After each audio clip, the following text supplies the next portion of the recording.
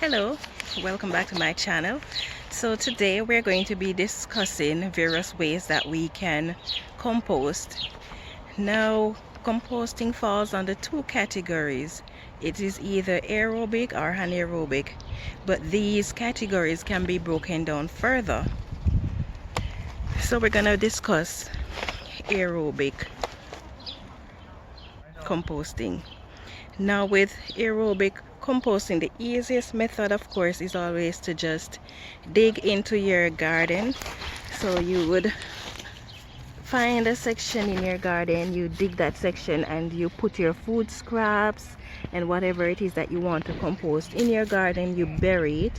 It is usually recommended that you go 24 inches down, and the reason you'd go 24 inches to bury it is to prevent rodents and stuff like that to go and dig up in your garden. You don't really want them to do that because they can affect your plant.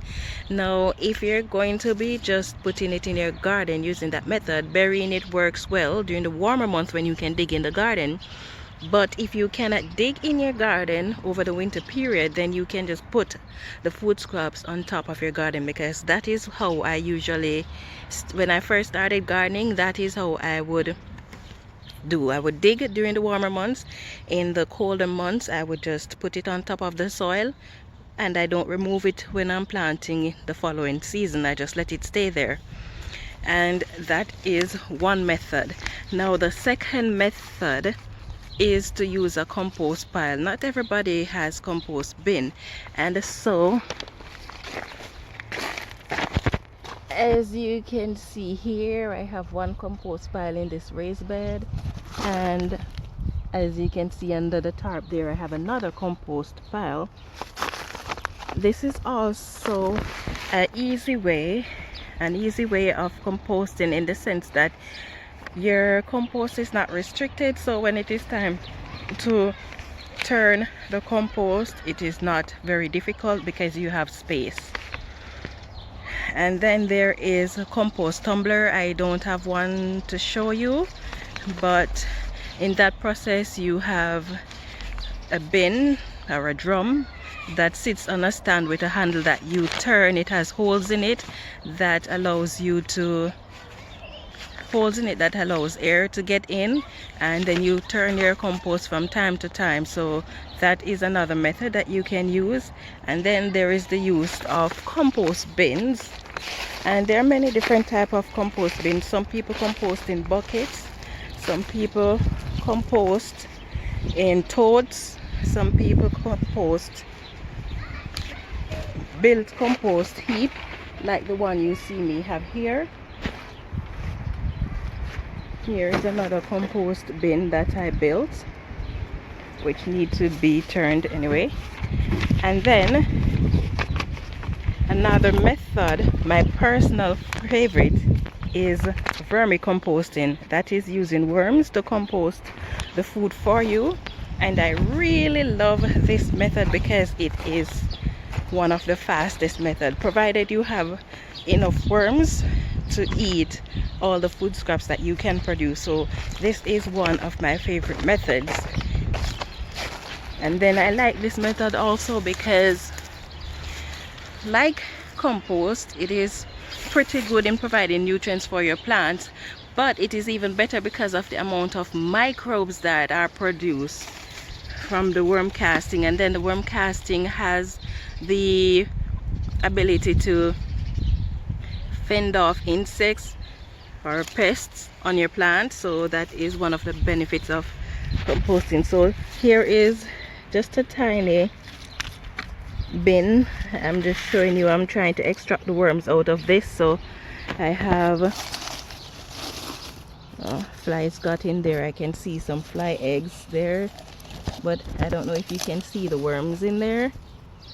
Yeah, so I'm trying to extract them out of this. So this is my personal favorite. Now, all of the method that I have spoken of so far falls under aerobic composting. So aerobic just simply means that it is you're composting with air, and there are two types of aerobic composting that you can do. One is by using heat, so that's hot composting, and there is cold composting. So with the cold compostings, you do not use heat. You create your bin and you just simply wet it and you leave it. You don't turn it regularly. So by doing so, it takes longer though, up to a year for it to compost.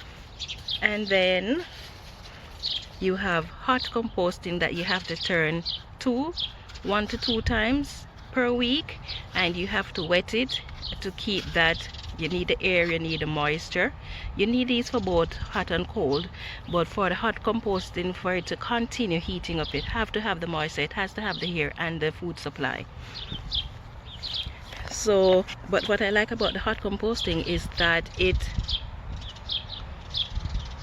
finishes quickly. So the time that it would take you to use cold compost, which would take you maybe a year to be ready, sometimes even longer, when you do hot composting, sometimes up to 6 weeks depending on what material you're composting, or say up to 3 months then. So the amount that you would use when you're cold composting, you could get 4 times that amount if it takes you 3 months to hot compost. So that is why I prefer hot composting over the cold one. And then the next method that you can use to compost is called anaerobic composting. Now with this one, there is no air circulation in it, and this one takes really long to compost, a year or more. So the anaerobic, you requires a container. You don't do any turning, you're not wetting it down, you just put it in food scraps, your leaves, whatever it is you're composting in your container, you just let it sit there, and that's it until it breaks down on its own. And it carries a foul odor because there is no air supply. Now there are advantages and there are disadvantages of both the aerobic and the anaerobic composting process, and I'm going to be telling you some of these advantages and disadvantages. So the advantage of aerobic composition is that 1, there is no foul odor, and 2, you compost a whole lot faster. 3, you get more compost done in the same amount of time that it would take you for the anaerobic composting. Now the disadvantage though of aerobic composting is that it requires a whole lot more work, because you have to be turning the material, you have to be moistening the material regularly, so it is a whole lot more work.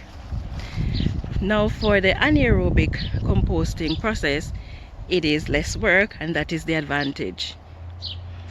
The disadvantage is the foul odor that it carries because it's not getting any air, and the amount of time that it takes for the material to be composted.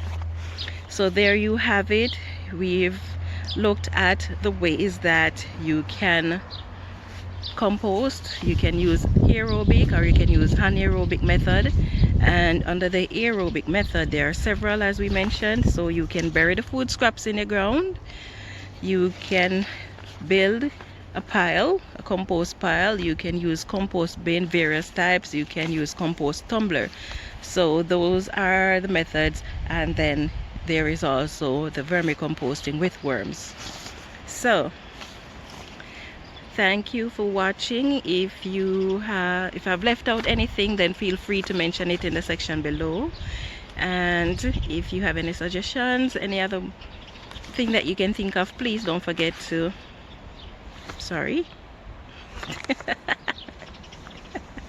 if I've left out anything, you can feel free to put it in the comments below. Yes, and that's it for now. Thank you for watching. I hope you click the thumbs up if you like this video. Don't forget to share it with your friends and subscribe if you haven't yet done so. Have yourself a wonderful day.